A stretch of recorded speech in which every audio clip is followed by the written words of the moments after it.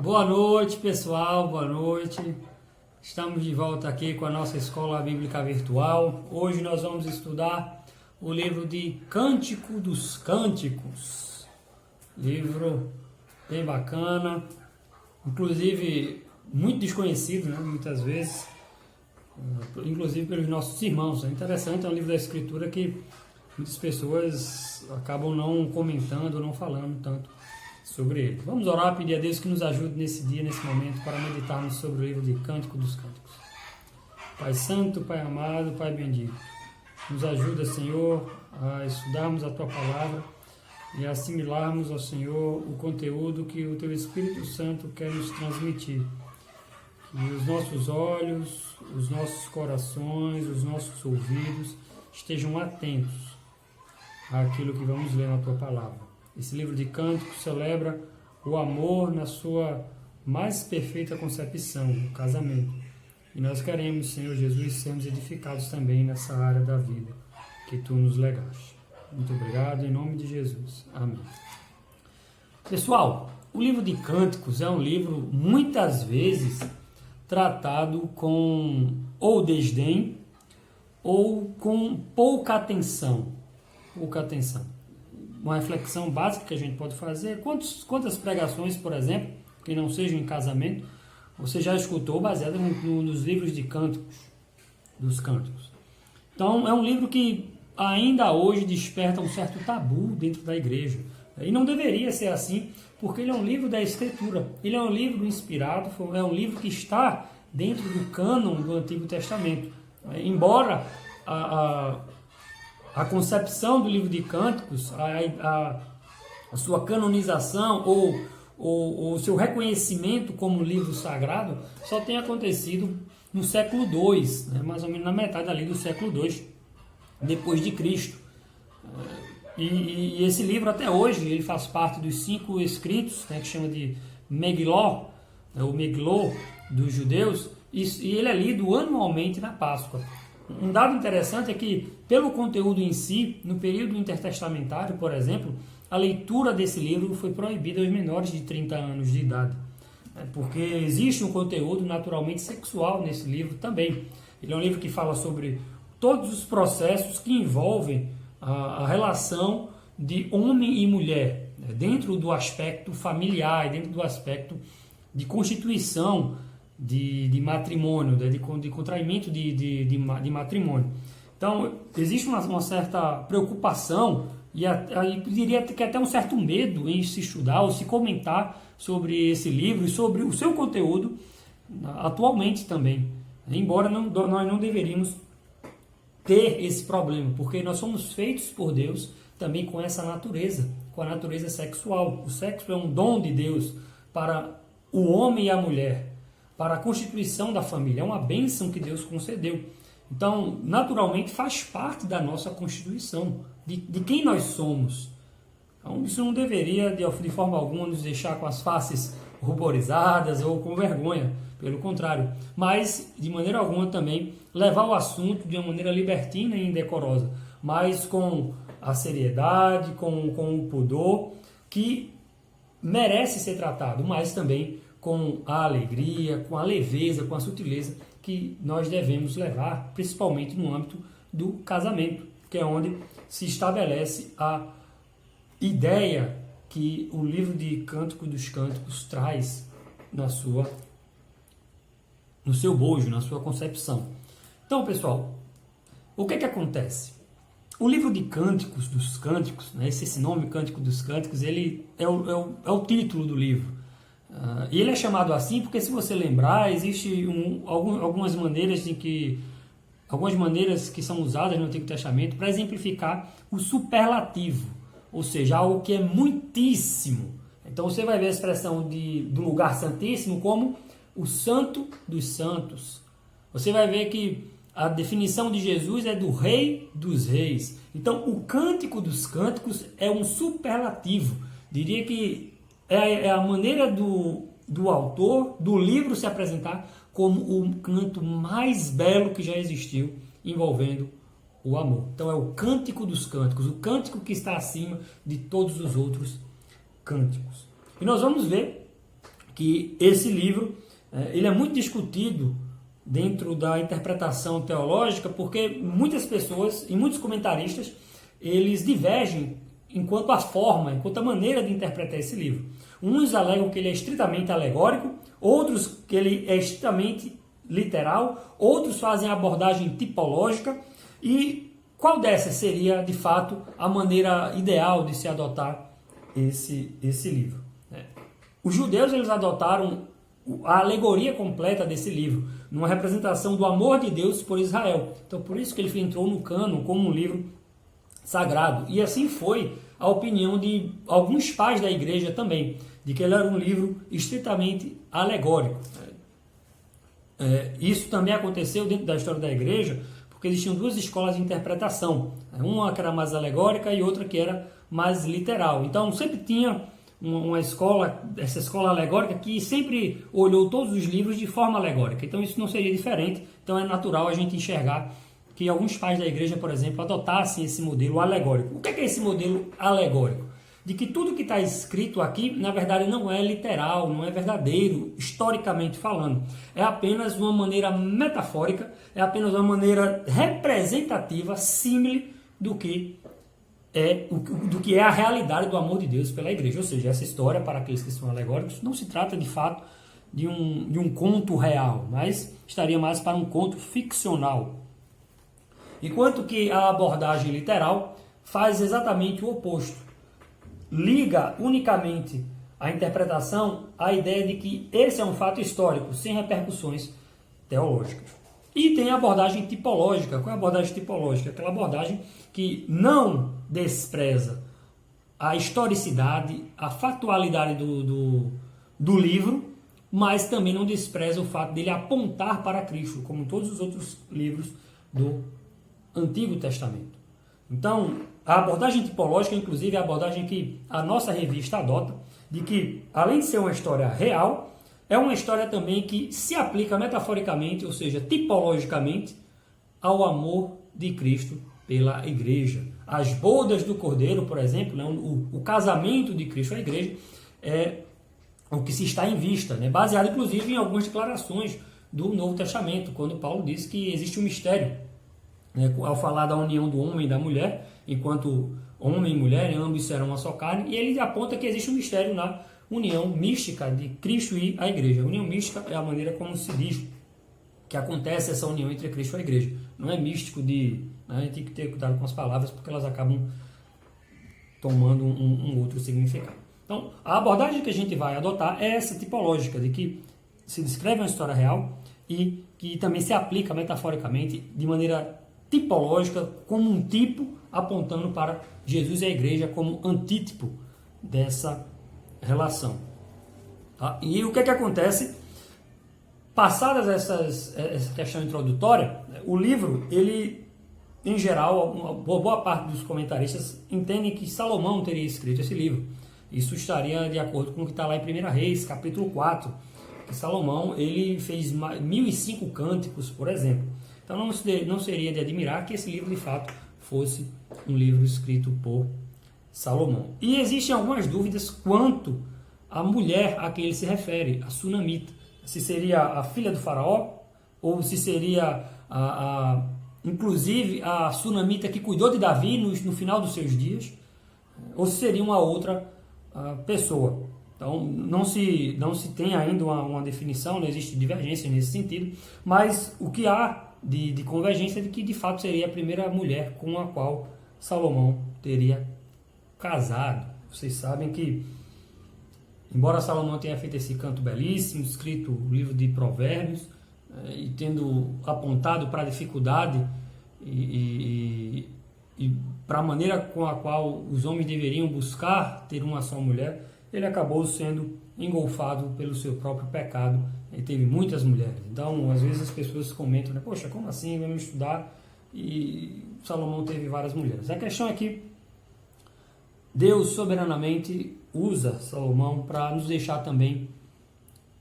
um padrão bíblico de como nós devemos encarar a nossa vida sentimental, afetuosa e sexual. E nem tanto, nem tão pouco. Por quê? Nem deixar de falar a ponto disso virar um tabu, e também nem falar exageradamente, como se isso fosse o objetivo de vida ou o objetivo de casamento, mas de forma equilibrada. E é dessa forma que a Bíblia trata as coisas, de forma equilibrada. É um livro entre 66, ou seja, nem deixa de falar, nem fala exageradamente. É a maneira com a qual nós esperamos abordar esse tema hoje, que é um tema muito bacana, muito bonito e que com certeza vai nos edificar. Então, Salomão provavelmente escreveu esse livro, embora existam algumas divergências quanto a essa questão. E o esboço do livro é um esboço bem interessante. A nossa revista, né, e o comentário MacArthur também divide assim. Embora alguns outros comentários não façam uma divisão tão rígida e apontem algumas complicações nessas divisões, eu entendo também que essa seria uma divisão muito mais adequada, inclusive de acordo com o contexto do livro, de que existe um momento de conquista, como a nossa revista traz, ou como o comentário MacArthur faz, de namoro, do capítulo 1, verso 2, até o capítulo 3, verso 5. Depois do casamento, no capítulo 3, verso 6, até o capítulo 5, verso 1. Do capítulo 5, verso 2, até o capítulo 6, verso 13, uma crise nesse casamento, ou seja, um desentendimento temporário. E no capítulo 7, o compromisso ou a reabilitação, a restauração do casal. Eu vou só comentar aqui com vocês como o comentário MacArthur faz essa divisão. Namoro também, do capítulo 1, verso 2 até o capítulo 3, verso 5. Festa de casamento, do capítulo 3, verso 6 ao capítulo 5, verso 1, igual a nossa revista também. Mas ele só tem uma divisão, ele tem uma divisão a menos. Vida conjugal. Então, a vida conjugal, o nosso querido e amado pastor John MacArthur, ele divide dessa forma, a vida conjugal, sem diferir aqui a crise da restauração ou do entendimento. Que é o que acontece, né? Nenhum casal vive magneticamente sem discutir. Inevitavelmente algumas discussões vão acontecer, mas essas discussões não podem e nem devem gerar um afastamento por muito tempo ou simplesmente não haver perdão entre as famílias. Então vamos lá, gente. Quais são as características desse esboço? Olha, na fase do namoro a gente vai ver que do capítulo 1 até o capítulo 3, verso 5, as expressões que são ditas aqui são expressões galanteantes ou galanteadoras. De que forma? Do esposo e da esposa, ou do amado e da amada, se referindo um ao outro de maneira cortês, elogiosa e verdadeira. Existe uma expressão romântica dentro dessa concepção do namoro ou da conquista, por assim dizer. Existe naturalmente entre esse homem e essa mulher uma atração, e essa atração ela é afetiva, porque ela envolve os sentimentos, as sensações, mas ela também é uma atração física, que é uma atração também que é muito importante, que vai culminar na noite de núpcias, no capítulo 3, a partir do verso 6, quando a gente vai entender o casamento. Olha só, capítulo 1, verso 2. Beija-me com os beijos de tua boca. Isso é a sunamita, ou a mulher falando para o seu prometido. Porque melhor é o teu amor do que o vinho. Suave é o aroma dos teus ungüentos, como unguento derramado é o teu nome. Por isso as donzelas te amam. Leva-me após ti, apressemo-nos. O rei me introduziu nas suas recâmaras. E vamos ter outros personagens aqui que são coadjuvantes, que é o coro de mulheres, e depois os irmãos de uma mulher e os guardas também, guardas da cidade. Então o coro diz, verso 4 ainda: em ti nos regozijaremos e nos alegraremos, do teu amor nos lembraremos mais do que do vinho, não é sem razão que te amo. E o esposo no verso 8 diz: se tu não sabes, ó mais formosa entre as mulheres, sai-te pelas pisadas dos rebanhos e apacenta os teus cabritos, junto às tendas dos pastores. As éguas dos carros de Faraó te comparo, ó querida minha. Até a comparação, se a gente for fazer no dia de hoje, totalmente absurda, né? Éguas. Mas o que tem que estar em vista aqui, no livro do Cântico dos Cânticos, é que a comparação, a metáfora que é usada aqui, ela não é apenas uma metáfora do ponto de vista físico, mas de sensações também. Então a égua era considerada um animal forte, um animal portentoso, um animal de estirpe. Então ele está comparando a sua amada aqui a algo muito valioso, algo que tem magnificência, que tem grandiosidade. Não é uma comparação apenas animal. E ainda as sensações, né? Do que isso inspira, né? Alegria, admiração, beleza. É isso que ele está dizendo. Então, o foco do capítulo 1 até o capítulo 3, verso 5, são exatamente a troca desse romantismo através das palavras, exaltando a beleza do amado e da amada. Exaltando a beleza do outro. E existem várias aplicações, existem várias ênfases e alusões a sensações aqui.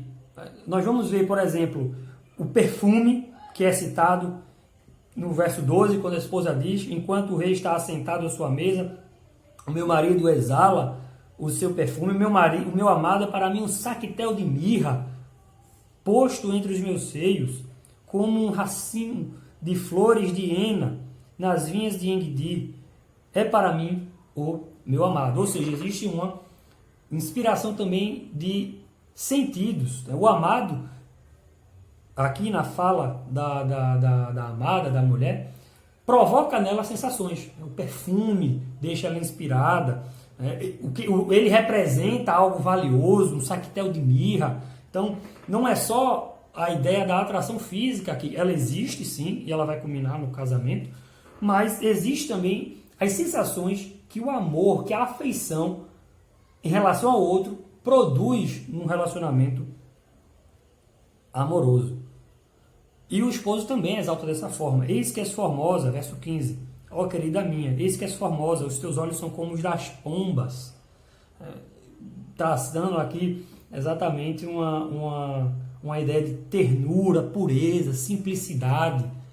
Então, diferentemente do que a gente hoje observa, em que as relações muitas vezes são baseadas em trocas de interesse apenas de desejo sexual físico, o amor que está sendo exaltado aqui, ele tem, obviamente, uma vertente, um caminho físico, mas ele vai além.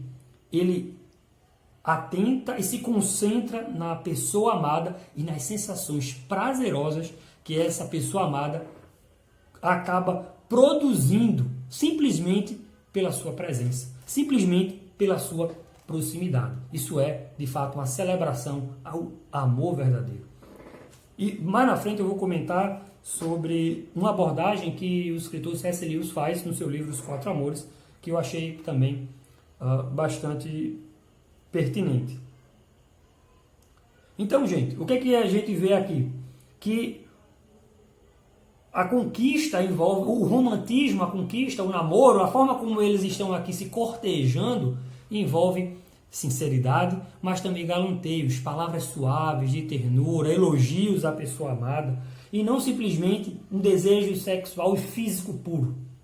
Pelo contrário, existe aqui um lastro, existe uma base sobre o qual esse relacionamento está sendo construído. E ele não é, de fato, somente a base física, mas é a base sentimental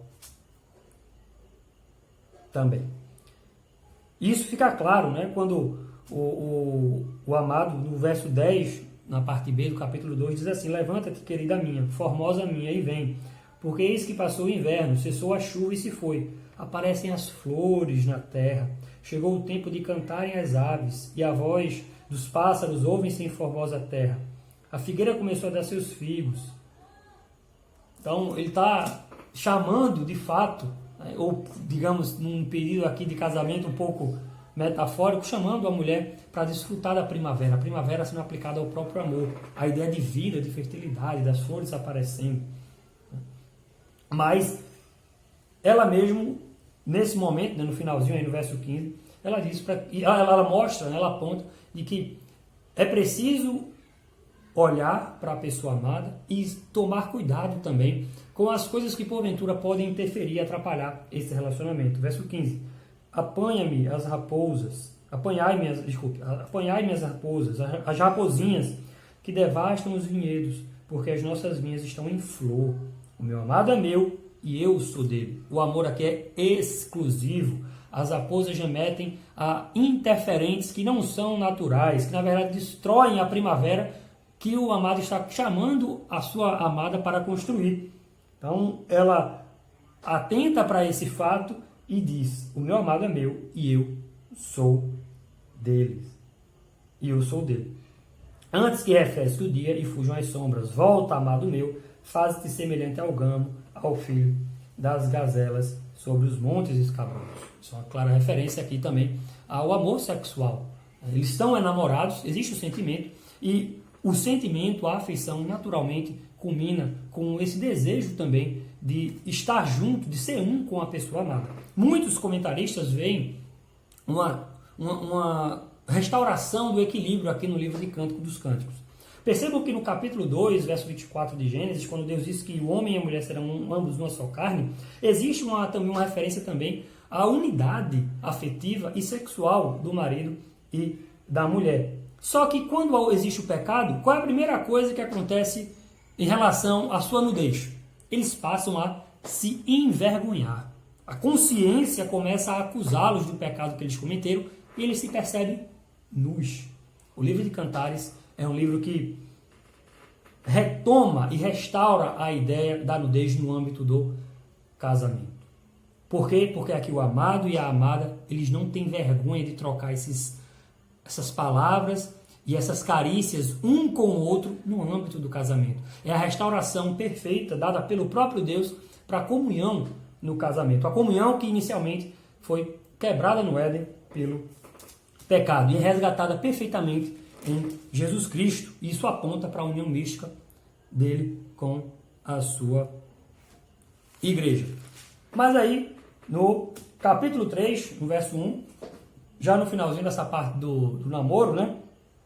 Por assim dizer, ela fala: de noite no meu leito busquei o amado da minha alma, busquei-o e não achei. Levantar-me-ei, pois, e rodearei a cidade pelas ruas e pelas praças. Aqueles que amam sentem necessariamente falta, sentem saudade daquelas pessoas que são amadas. Alguns comentaristas aqui, né, eu consultei o comentário também de Don Carson, ele chega a sugerir que isso seria uma ideia de a noite escura da alma, ansiar pela pessoa amada e não encontrá-la. É isso que acontece nesse pesadelo em que a mulher busca está no seu leito e não consegue dormir porque ela está pensando no seu amado e não se contenta até que o encontre, né, e tenha com ele o seu casamento. E aí no verso 5 do capítulo 3 ela fala uma expressão que depois vai ser repetida em outras passagens aqui no livro de Cânticos, que é em relação às mulheres que formam o coro. Conjuro-vos, ó filhas de Jerusalém, pelas gazelas e cervas do campo, que não acordeis nem desperteis o amor, até que este o queira.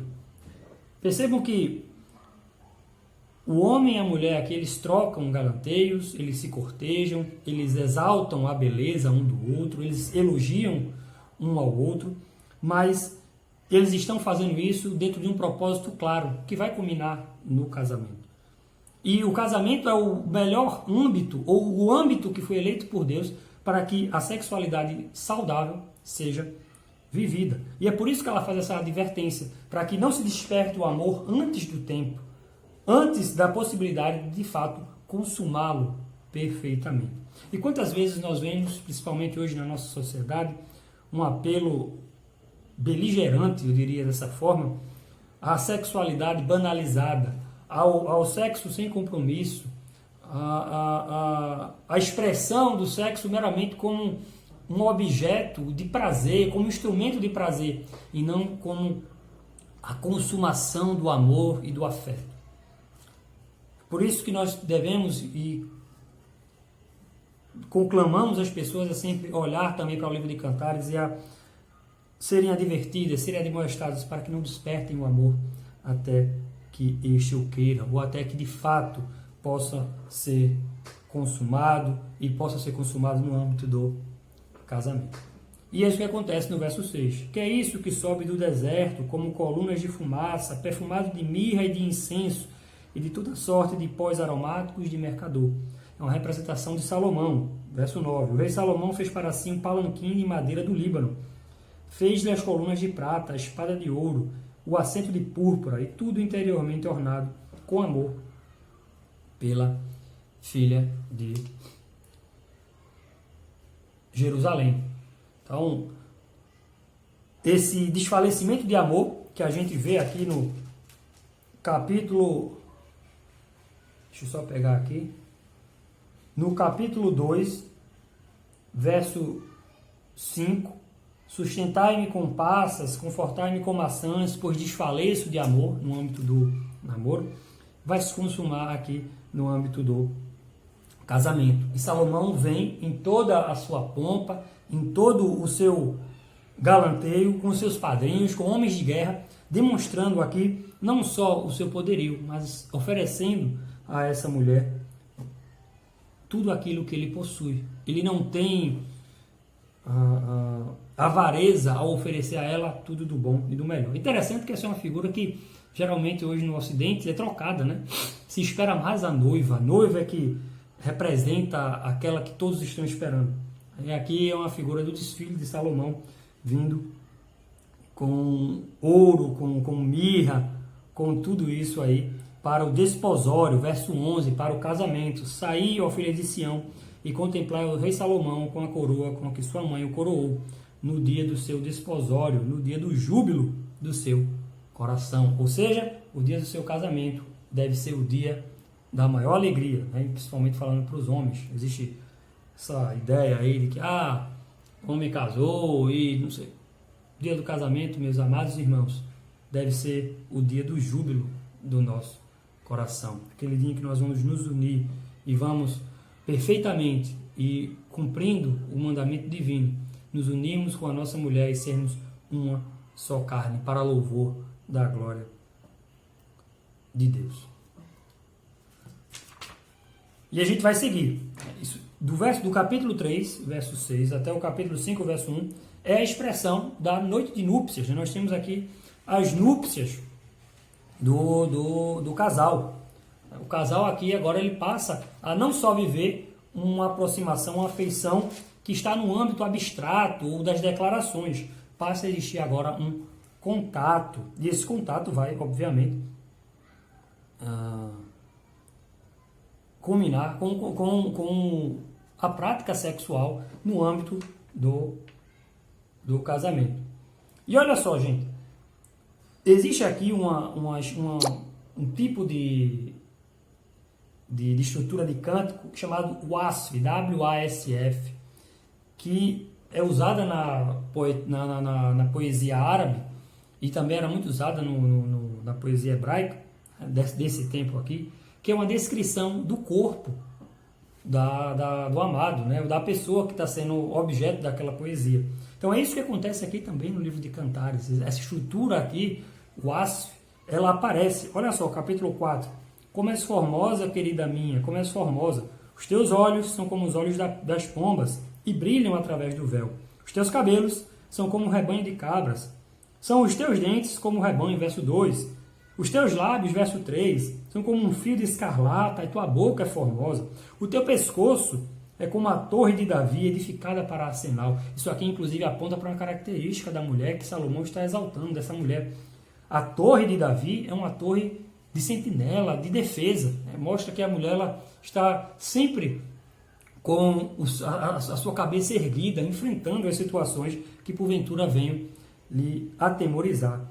Os teus dois seios são como duas crias gêmeas de uma gazela que se apacentam entre os lírios. E a ideia aqui é de sensação, não é uma comparação em termos de conotações físicas, mas de sensação. Então percebo que ele está exaltando o corpo da sua amada, já no âmbito do casamento, elogiando a sua amada, falando do seu corpo, admirando esse corpo. Não só falar por falar, mas é um falar que é baseado nas observações, na admiração que ele tem pela a sua amada. Antes que refresque o dia e fujam as sombras, irei ao monte da mirra e ao outeiro do incenso. Então, nós vemos aqui o casal buscando, antes que fuja, que refresque o dia e fujam as sombras, fugir as sombras é nascer o sol, ou seja, antes que isso aconteça, eles vão ao monte da mirra e ao outeiro do incenso, uma clara referência aqui ao prazer que eles terão um com o outro. E ele volta a repetir: tu és toda formosa, verso 7, querida minha, e em ti não há defeito. Vem comigo do Líbano, noiva minha, vem comigo. Olha do cimo do Amana, do cimo do Senir e do Hermon, dos covis dos leões, dos montes dos leopardos. Arrebataste o meu coração, verso 9, com um só dos teus olhares. Olha que coisa linda. Que belo é o teu amor, verso 10. Quanto melhor é o teu amor do que o vinho e o aroma dos teus ungüentos, do que toda sorte de especiarias. Verso 11. Os teus lábios, noiva minha, destilam mel. Mel e leite se acham debaixo da tua língua, e a fragrância dos teus vestidos é como a do Líbano. Verso 12. Jardim fechado és tu, manancial recluso, fonte selada. Uma clara referência novamente aqui à exclusividade do amor. O jardim, que representa aqui a mulher, ela é dedicada ao homem.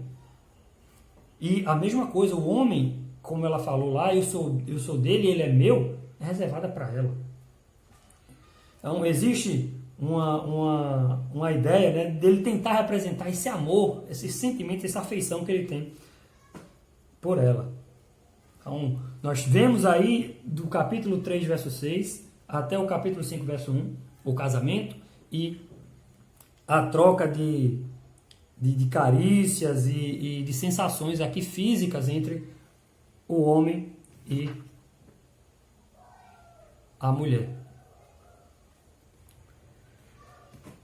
No capítulo 5, verso 2, o que é que acontece? A partir de diante, a gente tem o relacionamento conjugal. Né? O relacionamento conjugal começa aqui no verso 6 do capítulo 3 e vai até o final. Mas só que no capítulo 5, verso 2, acontece um certo desentendimento. Ela dormia, verso 2, mas o coração velava, e a voz do amado estava batendo. E ele diz: abre-me, minha irmã, minha querida minha, pomba minha, imaculada minha, porque a minha cabeça está cheia de orvalho, os meus cabelos das gotas da noite.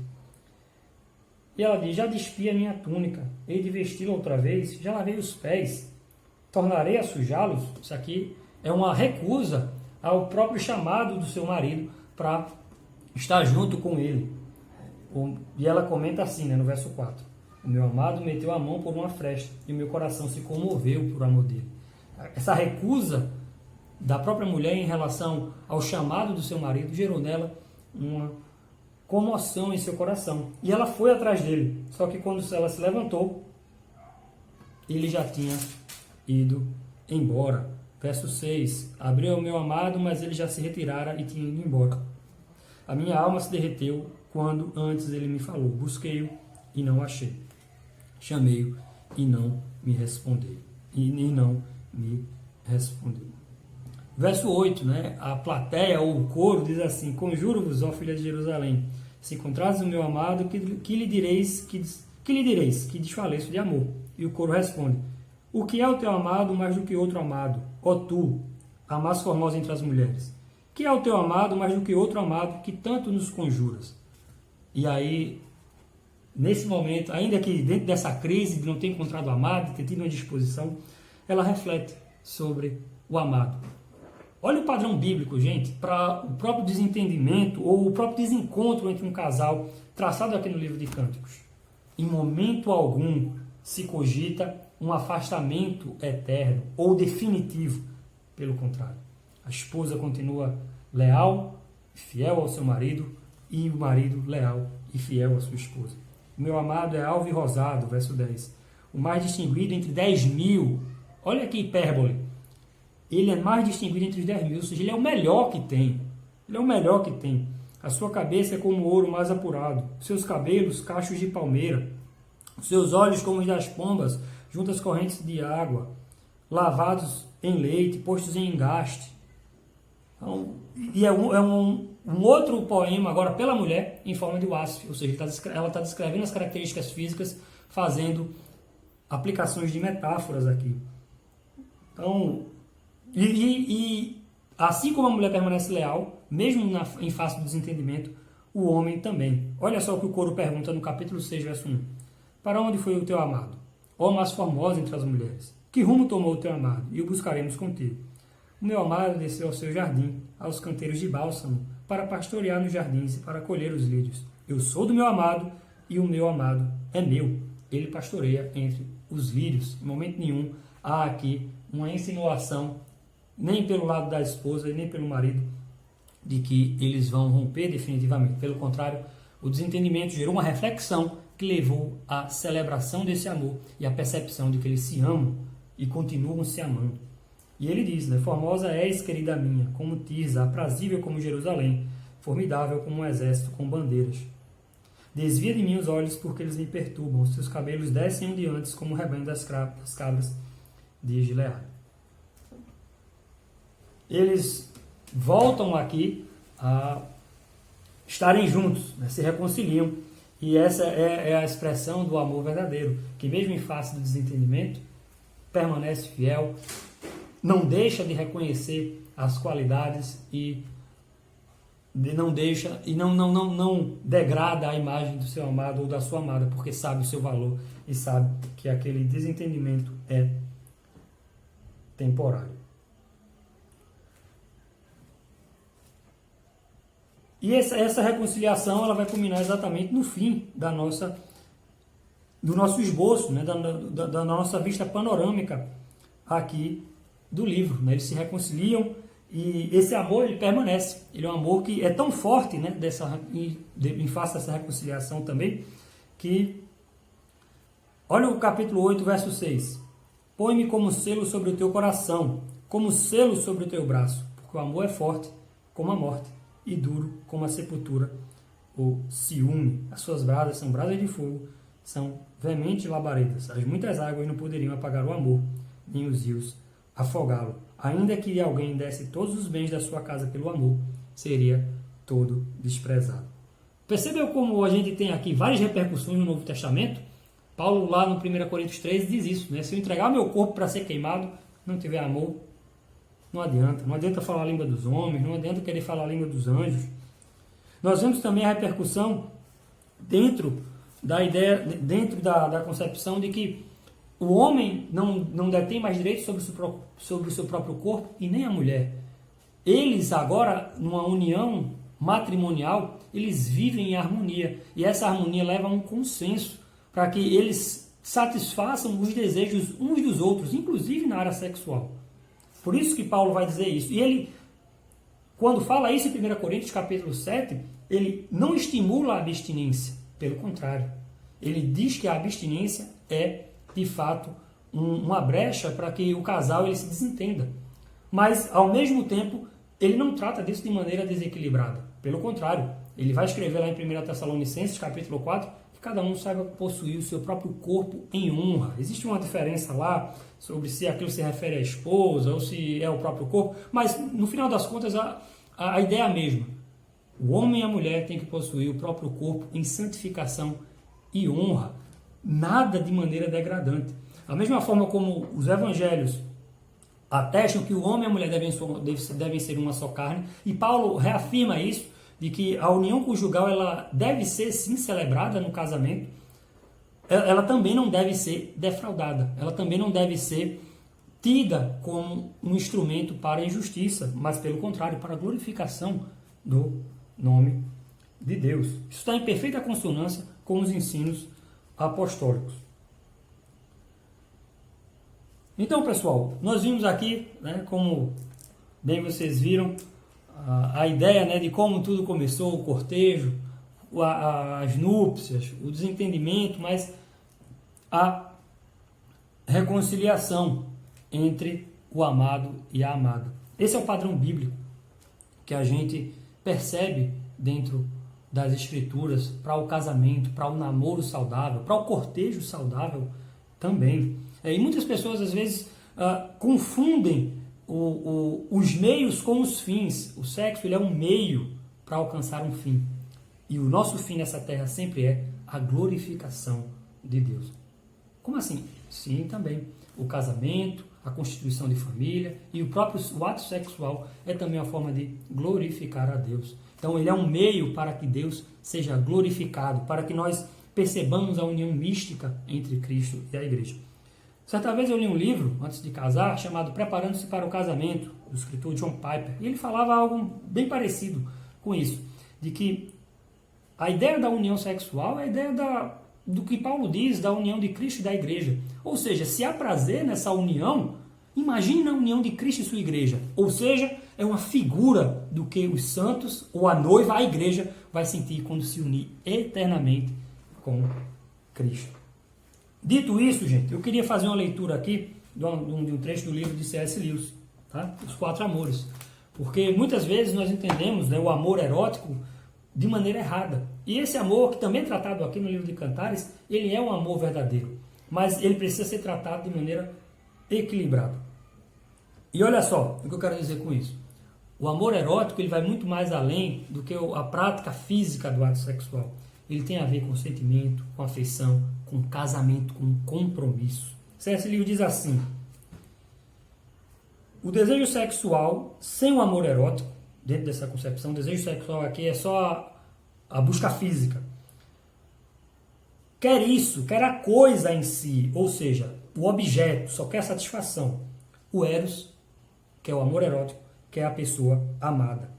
A coisa é um prazer dos sentidos, ou seja, um evento que ocorre dentro do próprio corpo. Usamos uma expressão infeliz quando dizemos sobre o homem cheio de desejo andando pelas ruas, que ele quer uma mulher. Na verdade, uma mulher é exatamente o que ele não quer. Ele quer o prazer para o qual uma mulher é apenas uma peça necessária do equipamento. O quanto ele se importa com a mulher pode ser medido por sua atitude para com ela 5 minutos depois de o ato terminar. Por outro lado, o eros faz um homem realmente desejar, não uma mulher, mas uma mulher em particular. De uma maneira misteriosa, mas indiscutível, o amante deseja a mulher amada, ela mesma, não o prazer que ela pode dar. Eu não diria de maneira melhor isso que C.S. Lewis colocou aqui. Esse é o padrão bíblico para o amor erótico, sendo vivido dentro do tempo certo, não despertando ele antes do que ele pode ser despertado, mas vivendo ele de maneira pura, genuína, mas também sexual, de maneira física, no âmbito do casamento. E nunca se deixando levar por quaisquer outras coisas que possam, porventura, desfazer essa união. Podemos, em alguns momentos, ter algumas contrariedades, algumas discussões, mas em momento nenhum, como vimos no livro de Cantares, a separação definitiva era considerada pelos amados. Tanto a mulher procurou o marido, quanto o marido, quando a recebeu, não a rejeitou. É uma tentativa, digamos assim, de vingança. E isso vai estabelecer os limites, pessoal. Isso vai estabelecer os limites. Muitas pessoas fazem perguntas sobre qual o limite no namoro ou qual o limite no casamento para viver determinadas coisas. E eu anotei aqui alguns critérios que o próprio John Piper estabelece. Primeira coisa, a Bíblia proíbe o que você pretende fazer, o que você pretende buscar. Isso vai glorificar a Deus, de fato? Haveria algum problema natural para que isso de fato aconteça? Alguma prática sexual, por exemplo, que porventura possa gerar algum tipo de problema de saúde ou alguma... Isso deve ser avaliado também. É algo que de alguma forma vai trazer dor ou sofrimento à pessoa amada, né? Seja no âmbito sentimental ou mesmo no âmbito físico. Tudo isso deve ser pesado para que o casamento ele não seja esfacelado e isso não coloque duas pessoas que querem para estar em união em oposição. Eu queria só recomendar, para terminar, alguns livros aqui para vocês que eu acho que poderia aumentar ainda mais o conhecimento de vocês em relação a essa questão. Um é A Cosmovisão Sexual Cristã, editora Monergismo, Andrew Sandlin. Pastores da Família, Wood Balkan Jr. e Os Quatro Amores, do C.S. Lewis. Esse livro aqui é muito bacana, ele vai tratar não só do amor erótico, mas também do amor afetivo, apreciativo, do amor ágape. É isso, eu espero que vocês tenham gostado. Deus abençoe vocês e nunca esqueçam, a palavra de Deus é que deve reger tudo na nossa vida, inclusive o nosso relacionamento afetivo, sexual e espiritual. E olhando sempre para Cristo, a quem esse livro é tipológico. O casamento de Cristo e a sua igreja vai acontecer e estaremos para sempre com Ele. Tchau, tchau.